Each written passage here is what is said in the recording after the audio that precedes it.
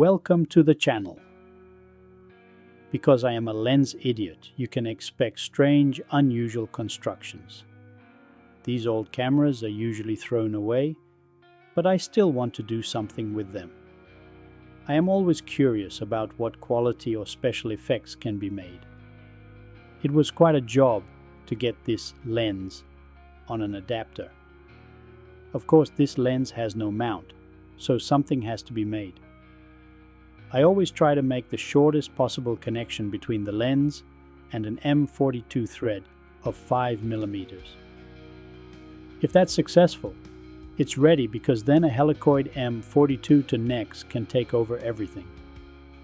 If the lens has a focusing of itself, then there is the extra focusing of the helicoid adapter. The lens is not sharp wide open. A few stops are necessary to get a somewhat acceptable quality. There's not much bokeh anymore.